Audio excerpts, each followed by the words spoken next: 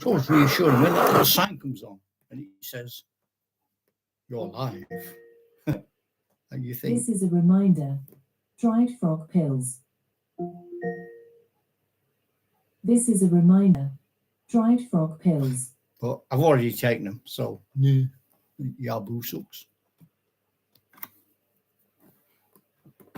Got the plantation game set up behind me, the Pirates, just about to make their first advance. I've planned it all out before I played it, and I had an idea of event cards being separate. Problem I've now found is that a lot of times you pull the cards out in the early part of the game and you don't want them. I've got a plan. My plan is that the best troops I've got are on the far side of the beach. So the plan is they're going to sneak through the jungle, attack the church. Everyone else is hiding in the sand dunes.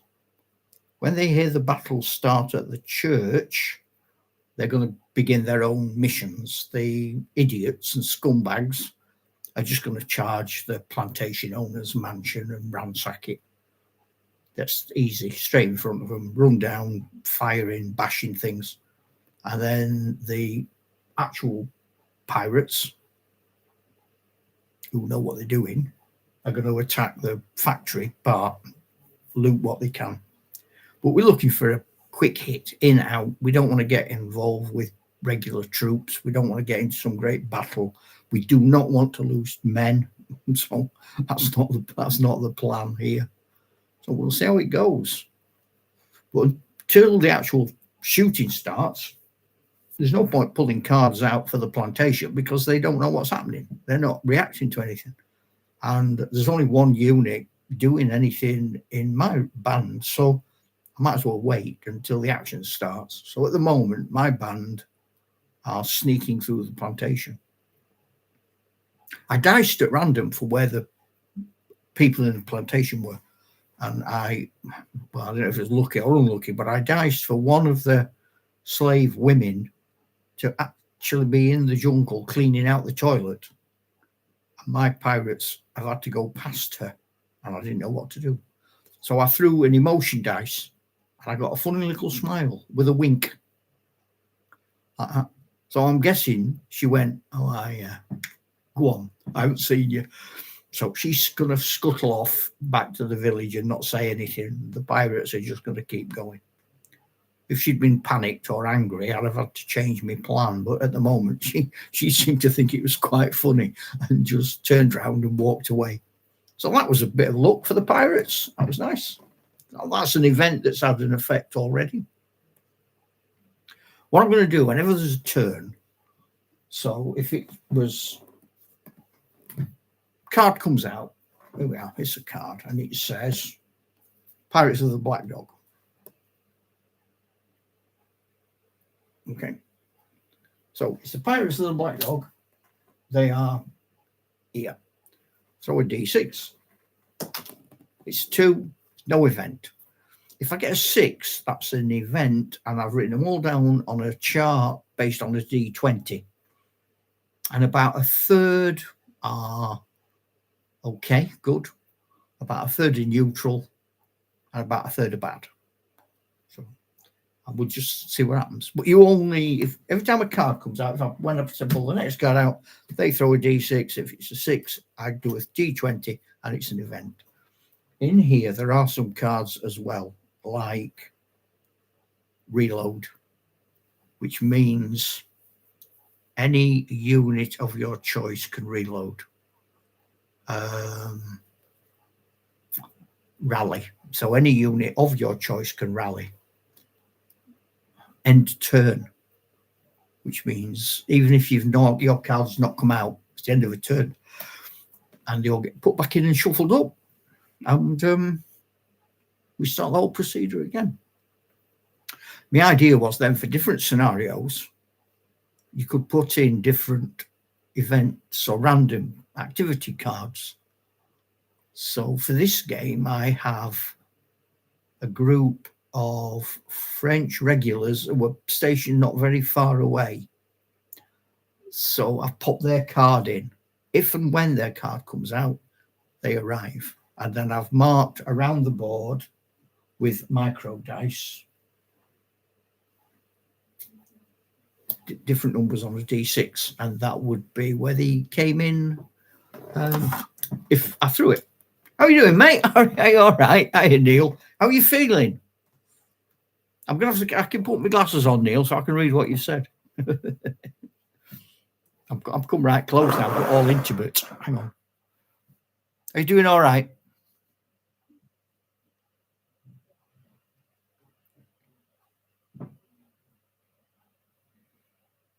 Yeah, so the pirate game's looking interesting. I'm going to have a couple of the lads come over this week and we'll play it together, see what happens. Because it's all right playing these things on your own, isn't it? But until you start playing with other people, you don't actually know if they're going to work.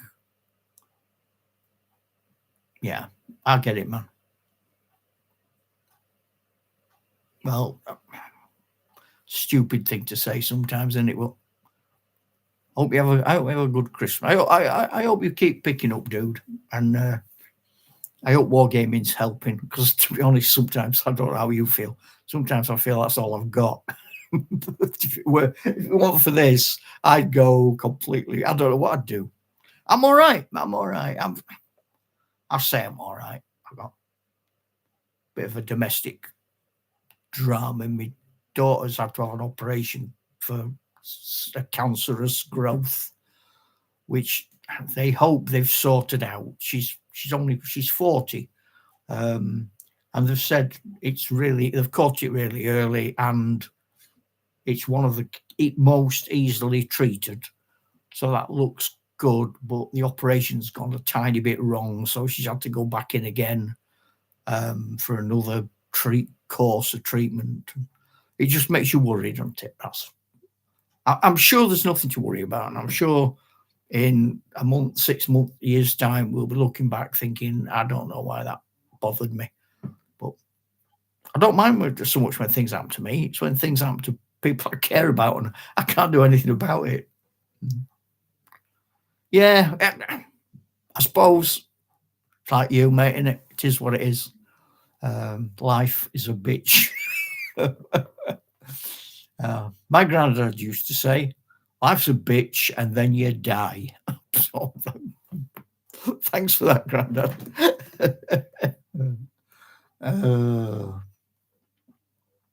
But I've had good news as well. My son works over in America, and he and his wife have just got a new place to live in Vegas. They like playing casino poker. Very good at it as well. But they've both got good jobs now, and where they can work from home as well. But working from home seems to be a bit of a doddle. I realised. I thought like you sat at your desk at 9 o'clock and sat there till home time. But he can. He contacts his firm and says, "Have you got a project that will take me an hour? Have you got a project that will take me 3 hours?" And then by the end of the week, as long as he's done the right number of hours, he ain't bothered. He can work like middle of the night because it's all tech stuff. He's working on how you can get robots to understand ordinary language, like accents and idiosyncrasies and things like. If you said to a robot, "It's raining cats and dogs," trying to stop it taking it literally. So that's what he does. So that's good news. He's happy. He's pleased with that. So it's up and down, isn't it? Like yourself, There's good bits, there's bad bits. You've got to bite your bottom lip and keep going. Try not to cry. I got this the other day.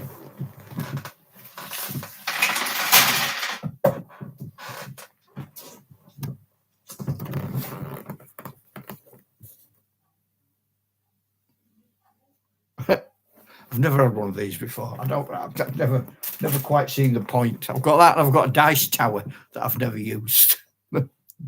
I like the idea, but I don't know where to put it. My table's that full. If I set it up, nobody uses it. I'm going to do some winter games for Christmas. I've got a plan for a dark, well, sort of an Arthurian game, Dux Britanniarium. And my plan is to base it around Christmas. So I'm going to have one tribe who are in a village and they are celebrating the Yule a little bit too strongly, and they're a bit of a mess. The actual warriors in the village are drunk, but there are warriors nearby who can come and support. And I'm going to have a sea peoples coming on ships to raid them, and I'm going to have a sort of druidic circle which Arthurian Christian knights are coming to try and get rid of and put up a cross. And because it's going to be a triangle, so that if the sea peoples land here, they've got to go through the objective of the Arthurian knights to get to their objective. And the druidic people have got to come to the stone cross, but they're not in the best shape because some of them are drunk. So there are all these triangles are going to intersect. And I'm going to set it at Christmas. And I'm going to have the druids are going to have, I don't know if one of the Christmas carols films, The Ghost of Christmas Past, is like a little white, shiny woman with things in her hair. And I've got a Dungeons and Dragons Citadel character from the 80s that looks a bit like that. So that's going to be their druid. And the sea people are going to have a foundry. And it's the same set as that Ghost of Christmas Past, Ghost of Christmas Present. So big, jolly chap with all berries and holly in his hair. And Arthur's lot are going to have a foundry model of Father Christmas. So, and then randomly around the board, I've got some odd bits of characters. I don't know if you've seen these. Give us a sec.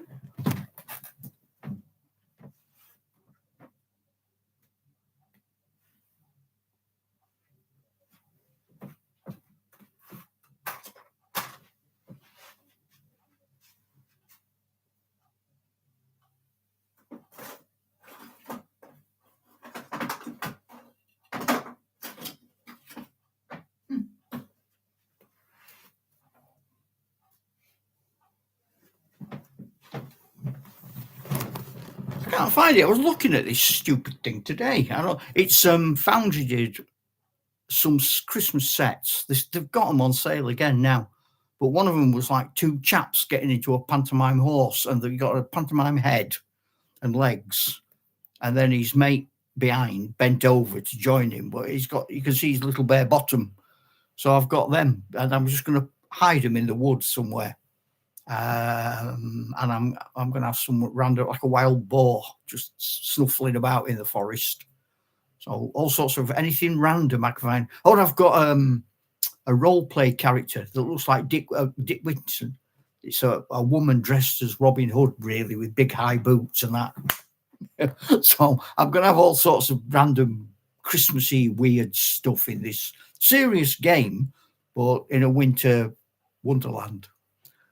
And I don't know if you know the story of, there's a story about St. I don't know who it is. Oh, flipping heck, I've forgotten. My brain is rubbish. This St. Boniface. So St. Boniface goes to Germany in the story to convert pagans into Christianity, and they're worshipping an oak tree. So he gets cross and he goes in with a big axe and he says, no, you're not to worship the oak tree. It's bad. And he chops it down. And they're about to give him a right good hiding when he points, and in the bottom of the oak tree roots there's a little fir tree. And he says, ha ha, I chopped down the old ways, and this little fir tree, which doesn't lose its leaves, will live forever like Jesus. Hurrah! And so they go, oh, that's a good idea. We'll forgive you for chopping our tree down, and we'll worship Jesus. And that's why we have Christmas trees. which isn't true. But, you know, it's a Christmas tale, isn't it? So I think rather than have a druidic stone, I might have Boniface and the Arthurian knights coming with some woodsmen to chop down the oak tree, and then chop down the oak tree, yeah, and then in the roots of the oak tree there'll be a fir tree. I think that'll be my plan. But watch this space. What about yourself?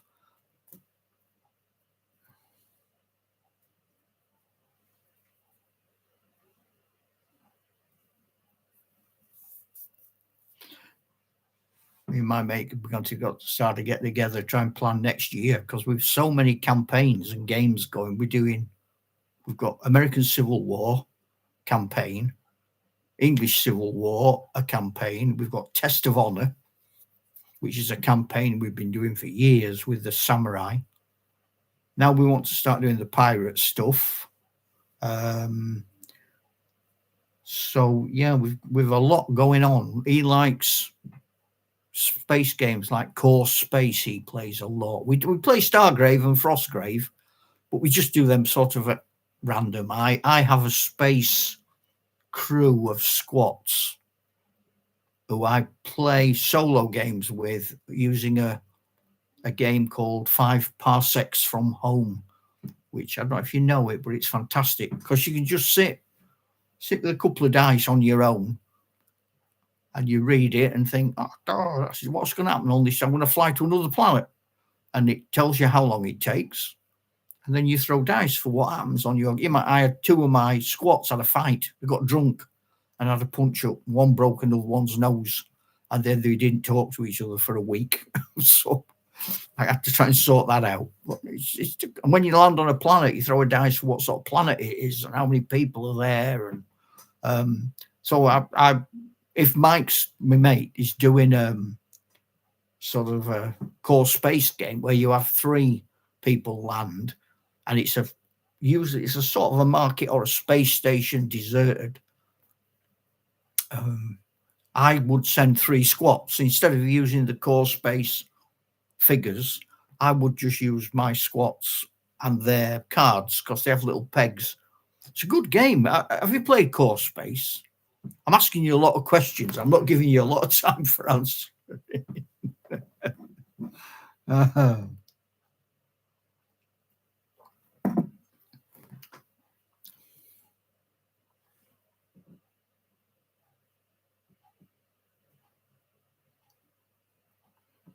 Core Space is what I like about it is you have a move, and every time you've had moves, you move a peg, and your troops, each one has its own card, and you have little slots. So a big strong man might have 4 slots, so they're things you can carry, and he might have 2 weapons, so he has 2 weapon slots. But your ammo has another set of slots. So if you throw a grenade, you lose it. And if you fire bullets, you lose them, and you have to replenish them from your ammo or from what you find. And these little pegs are green unless you shoot a gun, and that alerts everybody. So suddenly it goes up yellow. And at the end of so many turns, your actions around the space station begin to alert low-level security. In the game, it's fairly easy to tackle robots.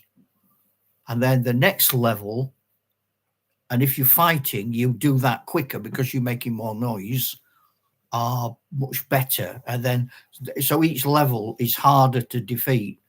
But by the end, you've got like these level 4 hard as nails robots turning up, but you're still getting level 1, 2, or 3s coming out and joining them as well. So it starts off really easy and it ends up in an absolute nightmare.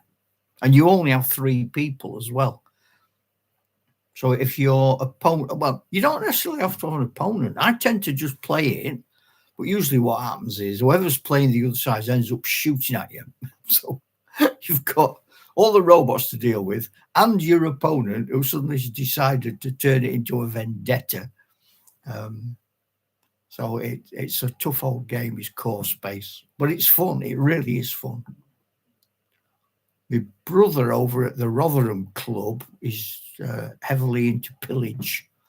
Don't know if you've looked on YouTube. They on the Rotherham Wargames page, they've got some really nice pictures of their last pillage game that our Alan was involved with. Looks like the scenery and the figures are brilliant. Oh, that was worth a look. But I think it's one of those sites where you have to join them. Please, can I join? And you have to wait for them to say, "Oh, go on then." So that's, not everybody wants to do that, do they? And then I'm hoping for Christmas to get. Well, I've asked Father Christmas for. I'm trying to remember because I've asked him for a lot.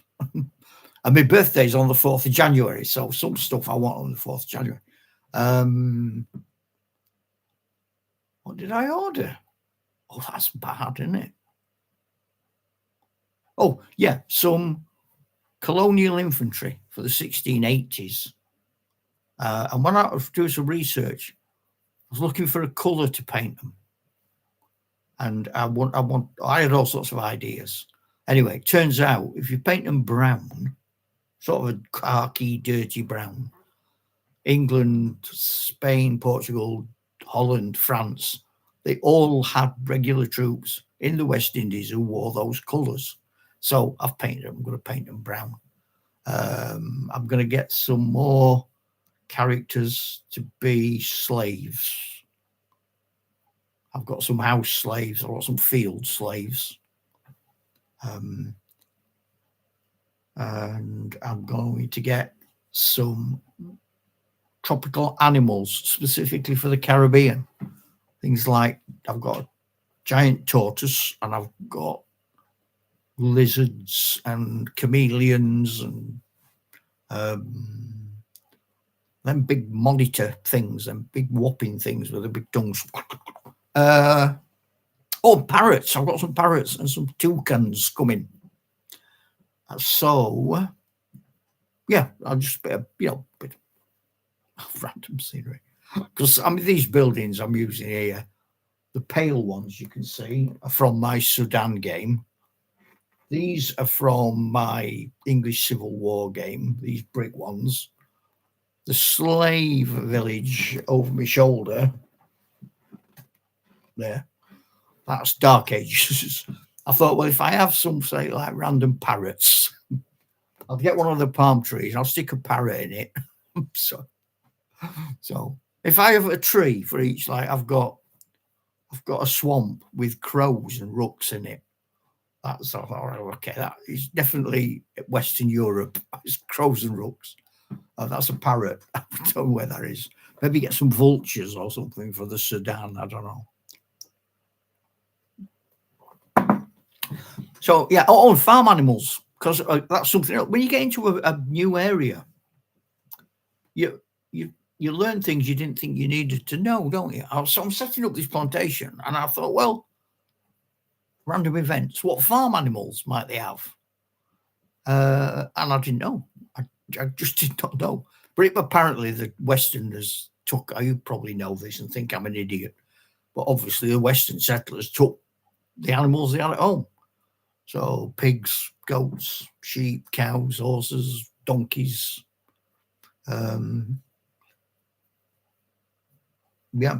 pretty much what we've got in Europe. So I've ordered some more farm animals because I've never had many.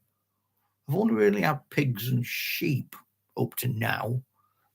So I think when I move to the new place, which still isn't 100% confirmed, I'm still wading through paperwork with lawyers and solicitors.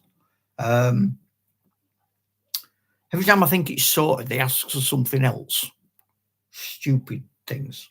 So I'm waiting for that. But in the new, when the new place we move in, my plan is to have a much better organization. I'm going to have shelves and drawers and cupboards where you can see things. And if I've planned it right, and that's a big if, I am going to have sort of a row of illuminated shelves. Yeah, I think so. I like games with character. I don't like dull, and I don't like games for no reason. You know, where you just sort of set up a game and you play it, and you never play that period again, and it has, it's not part of the aims. There's no aims. There's no objectives. I like there to be objectives, and I like there to be reasons for doing things. And I like to keep notes of characters. Maybe it's the role player in me. I've always liked keeping notes and lists and records and histories. I never looked them. Our Test of Honor game goes back years. The fantasy world we created, we started in 1988. And I've got notes and battle reports right back to the 1988, but I never read them. Got all sorts of wacky things in. They've got to explain the difference between elves and dwarfs. There's an elven poem and a dwarven poem about the same event and how they look at it from different perspectives. So you can have an idea of their philosophy, religion, way of life, really.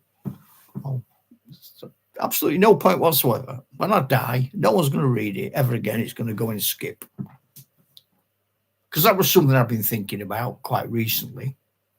Don't want to sound morbid, but we're all going to snuff it, aren't we? And what happens to all of our figures? What happens to, I've got a brother and I've got nephews and I've got a son, daughter who all game. So presumably they want some of it. What about all the unfinished campaigns, all the unfinished research that the historical games are doing? What about the historical figures that people have got, like the Citadel, Hinchcliffe, minifigs? Where do they go? Does anybody even know who they are? I'd like to be able to find some way to set up almost like, I suppose, a museum of wargaming. And people would be able to donate figures. People would be able to go in and have a war game. People would be able to donate scenery, but they'd also be able to donate their paperwork, rules, their thoughts about things, photographs, and there'd be a sort of museum curator, historian, who makes sense of it all. And the wargamers would be remembered, like a sort of remembrance wall. Anyone who contributes stuff to the museum.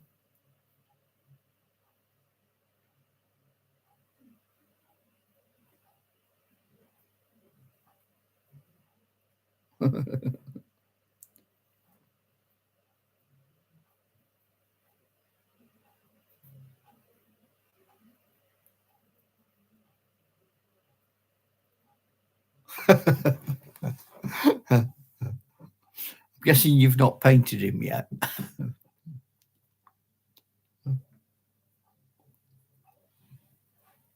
Yeah, I was trying to paint a bookkeeper today. I got a big pack of 3D printed things, and when I looked closely at them, they looked fantastic, but they were really hard. He was really hard to paint because the features were more like poked in, and the printing stuff was so chemically and acid and slippy. I had to treat it like bonkers before I could get any paint to stick to it. And I'm not happy with the result. So I had a frustrating time with him. But he is what he is. And also with me, I'm doing this today. I'm not getting very far with stuff. When I painted some colonials and pirates, and I did really well a couple of days ago. And I got lots done, and it looked really great. I had some smashing comments and things. Not that I don't matter about them, but shows they were decent. But this fella's horrible. And it's hard to explain to people. They'll constantly harp on about, yeah, you can paint. You don't have to be good. Just get on with it and have fun. But people don't want to see that, do they? They want to look at things and say, I don't want to paint like that. I want to paint like that. But you're not showing me how to paint like that because you don't know how. So you've come to the wrong channel. You've hit rock bottom if you've come here.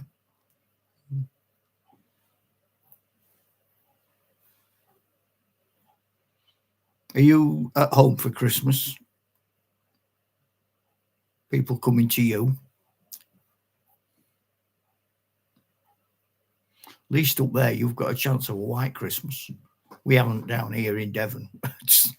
I've been down here 13 years. I haven't seen a snowflake. It's not quite true. If you went up on Dartmoor or Exmoor or into the Brecon Beacons, there is snow sometimes.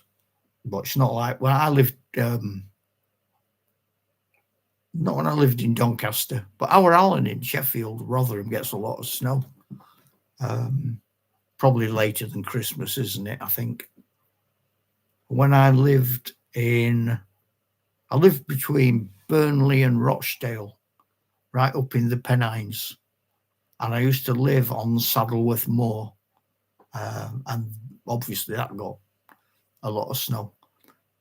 I reckon the year before I came down here 13 years ago, it started to snow where I lived in the first week of November. And there was still snow on the ground at Valentine's Day in February. Now, it didn't snow every day, and it wasn't super thick every day, but it was there. I remember, I'm a big fan of Gregorian chants, the old church music. Just, I like the atmosphere. And whenever it snowed, all the kids used to laugh at me. I'd turn out all the lights, light some candles, get in a big comfy chair and look out the window at the garden with the Gregorian chants playing, watching the snow. And that happened on a lot of Christmas Eves up north. And we used to have the Rotary Club, Father Christmas used to come round. And when the kids were little, which is back in the early 90s, he quite often came round and hi, Eric. Father Christmas would knock on the door, you'd open the door, and it'd be snowing on him. Fantastic. You couldn't script it. How are you doing, Eric? You all right, mate? I'm sorry I keep missing you with phone calls and things.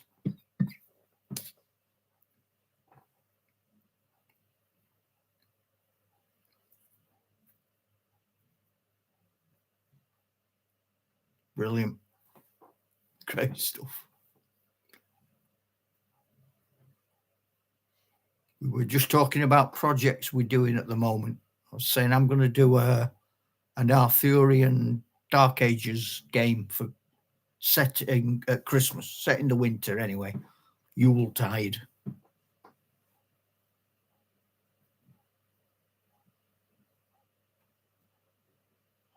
Yeah, it's a grim old place, isn't it? If people who've not been to Saddleworth Moor, it's hard to explain what it's like. I was a scout leader, and there was a thing called the Master's Hike, and there are 3 big television masts, and it was to all 3, and you could only do it at certain times of year because of grouse shooting and things. And that was Saddleworth Moor way.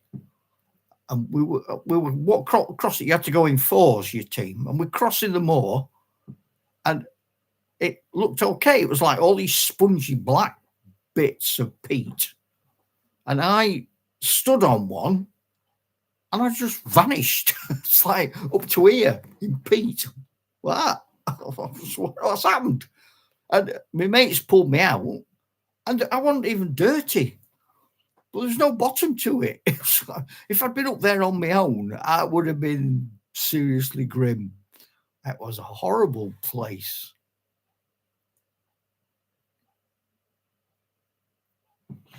I've been watching the programs you've been doing. A smashing looking scenery and things, Eric. I love them.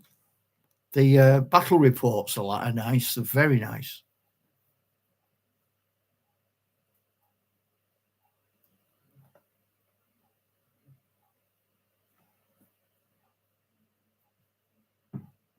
How's Thanksgiving been?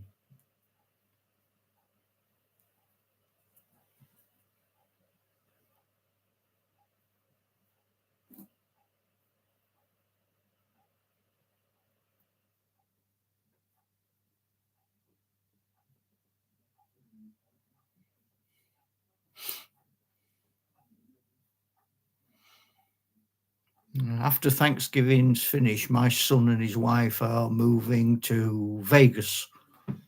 They've got a place there. So they're very excited. They're finally got somewhere because they've been living with her mum for quite a while. Did you do much gaming?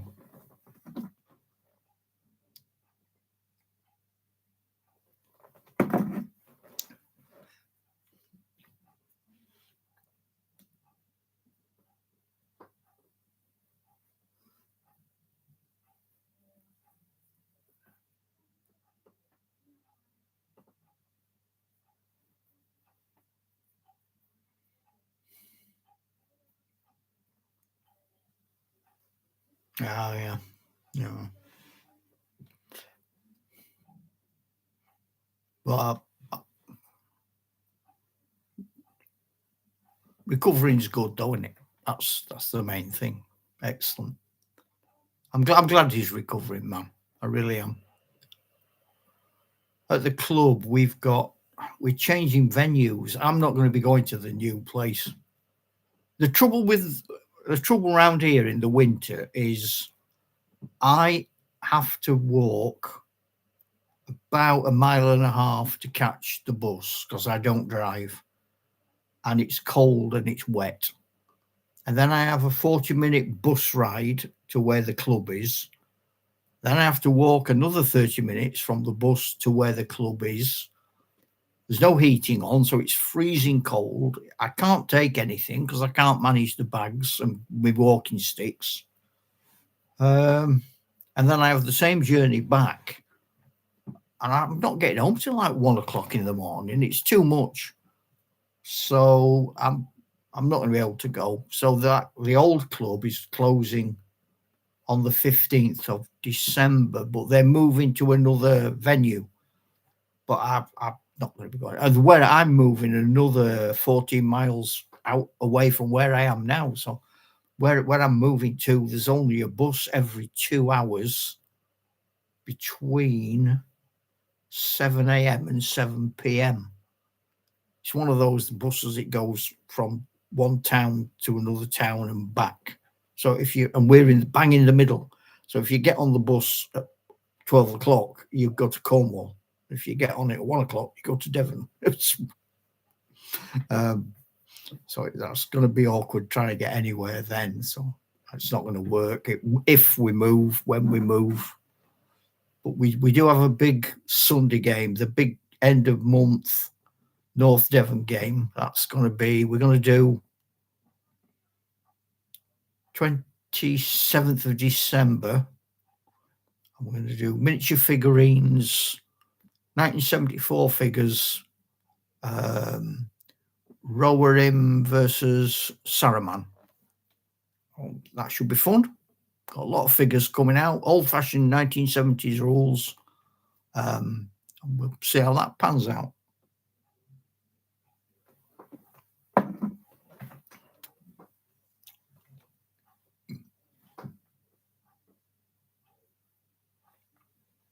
Yeah, living in the countryside is really nice, but it's hard to get anywhere. And there's no facilities. There's no doctors, there's no hospitals, there's no gym, there's no swimming pool, there's no library. What I'm hoping is there are just hidden gamers that I haven't come across, or I'll create some. I'll meet people who have never wargamed ever, and I shall make them into wargamers, whether they like it or not. That's my plan. I've just come up with it. That's my plan. But apparently, the village has a really strong community.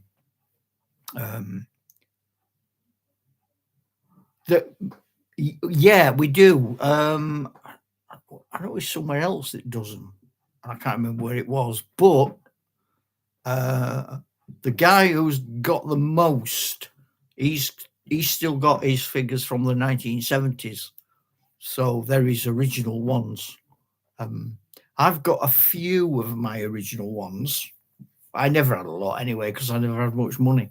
But I've added to them over time with Caliver. And I've picked a few up off eBay as well. So some of them are actually original. Not that you can tell any difference now that Caliver has started doing them. Because I went to a War Games fair recently, and there was a company there who were doing figures. They didn't call them Grenadier, but they were. I used to have the Grenadier dwarfs riding bears, and these guys were exactly the same. And a barbarian, a bit like Conan, sword and shield on a saber-toothed tiger. And they were Grenadier figures. That's not what they were called, but they were. I know there's a company called Broadsword, because they subscribe to this, and they're doing Hinchcliffe, some of the Hinchcliffe range they're doing. So things do pop back up, don't they?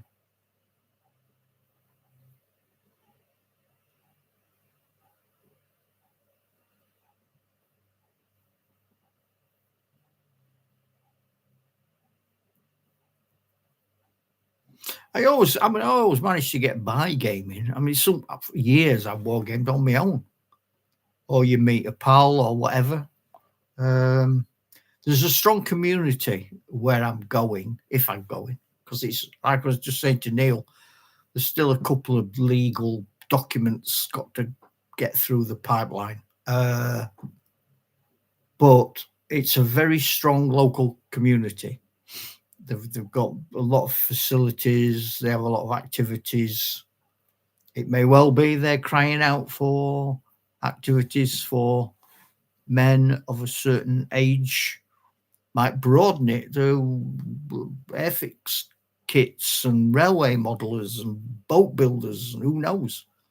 Put us all under the same umbrella. We all, role players. But I like the idea of the club, the site that we're doing here, being an opportunity for blokes to do stuff. My wife's always out flower arranging and art groups and coffee mornings. But fellas, it's nothing. What do you do if you don't like going to the pub, or that's not an option? I don't know what is. And you meet people by accident. I was sat in my living room. I just sat in my living room watching the telly. I was watching YouTube. I'd made a YouTube video and I put it on about 3 o'clock in the morning. And I got up to make a cup of tea, and there was a completely naked man stood behind me in the living room, dripping blood, about 90 years old. So I just stood like the ghost of Christmas past, clearly in confused state. I mean, you don't have to be an expert to work that out. So I got him sat down, and I got him some of my clothes, and I got him some shoes, and I stopped the bleeding, and I started trying to talk to him, and then not a clue. And I thought, well, he's come through the back, and we live along the river. There's just a narrow road along the river. Well, not a road, it's footpath. I thought, well, he's obviously come along the footpath, so we'll go back, retrace his steps. I could be like Hiawatha, I can follow the blood trail back. But when we went out the back, down at the end of the river, I could see some windows open and people looking out with torches. So, aha, ha, ha, ha, that's my man. So I took him with me and off we went. And he disappeared. But it caused all sorts of kerfuffles and obviously people having a panic because he had Alzheimer's. Anyway, long story short, chatting to his son, who was his carer, he's had a YouTube site and he did YouTube for people who collect Matchbox cars. So we got talking about that, and then he subscribed to us, so we subscribed to him. And but we'd never met apart from that unusual occurrence. So you never know, do you, who you're going to meet? I have heard already that there's at least one person in this new village who paints war games figures and makes dioramas. But I don't know if he makes dioramas because he doesn't have anyone to wargame with, or is that all he wants to do? And he might meet me and think, oh, what a clown. I don't want to know what to do with him. He's off his head.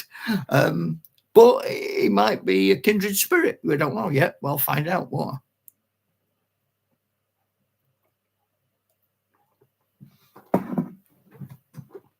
I'm not unhappy solo gaming. Club's a club, it's all right. But I'm quite happy solo gaming and doing YouTube. I'm getting as much pleasure from meeting you guys on YouTube as going to the club. Try and find some way next year of making this communication a bit more instant, a bit more real. Don't know how we do that, but we must be able to do something. Must be some sort of Zoomy, Skypey thing. Because that'd be nice if we could sort of, assuming you want to, maybe a slightly different offshoot from this. But if it's just certainly on Friday night, tends to be really the three of us. I know sometimes Orlando comes along. But if it was just the three of us, I'm sure we could find ways of making this slightly more intimate. Yeah, I know, Eric. Neil, sorry, mate. I agree, it can.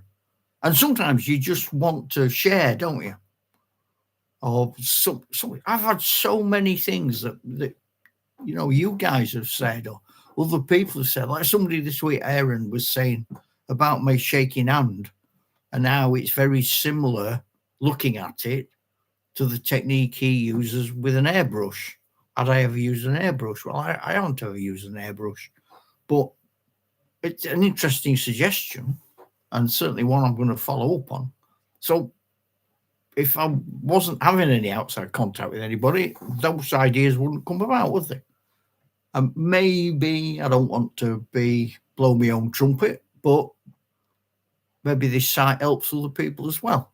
I know a few people have said it's helped them with different bits and bobs. So that's all to the good. That's another good reason for doing it. And I'm an odd mix of, I get, when I'm in public, if I'm performing with the band, because it's terrifying, I just dive in with both feet and I act like a complete lunatic, and I just take the brakes off and career into it rather than face the horror of the truth. And then afterwards, I can't even remember what I've sung, what I've said, and people come up and say, oh, that was great. I said, I don't know what I did. I don't know what happened. I had a blackout. And then it's 2 hours later. And if people come up to me and say it was good, I cut them off and I get right embarrassed and I run away. But if no one comes and tells me it's good, I get really sad and annoyed. So, I can't win. So in sort of, and I don't know if it's the bipolar. I don't know. I can't read situations. I'm just me, and I can sometimes I realize I know I'm putting people off. I know people are shutting down. I know people are getting fed up. But I don't know how to stop it. Yeah, all right. Cheers, mate. I hope maybe we'll get in touch during the week. I don't know. Have a good one, Eric. Have a good one. At first, I thought Eric said, because I didn't look at it properly. I thought he said, I've got a donkey driver dropping stuff off. I thought, perhaps he's moved to the 17th century. Hey, and you, Eric. Cheers, man. All the best.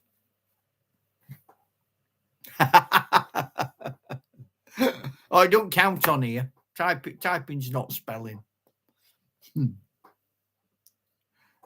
I was an English teacher. Some of the things I look back at some things I write. Like when I'm writing rules. So when I start writing quick,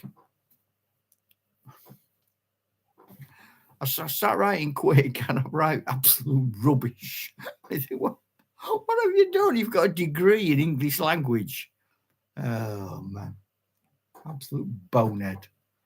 Well, I suppose, Neil, I'm going to be going myself, to be honest, because I know there's a few minutes yet, but Coronation Street is going to be finishing soon. And that's my signal to go and talk to the missus. So I hope you keep getting better, dude. And if I don't manage to get in touch with you before, see you next week. Is that all right, Neil? The other thing about saying goodbye like this, Neil, is that I can say that now and I'm not rushing to bye, Pash, off he's gone. So excellent. All right, man. Keep getting better and I'll definitely talk to you soon. And if you have a problem, you need help, give us a message. I don't know if you go on Facebook, but if you find me on Facebook, and there is a Galen's Got Parkinson's site there, but I'm on Facebook, and you could just message and private message, and nobody else would see it. So I'll talk to you soon. Cheers, mate. Bye.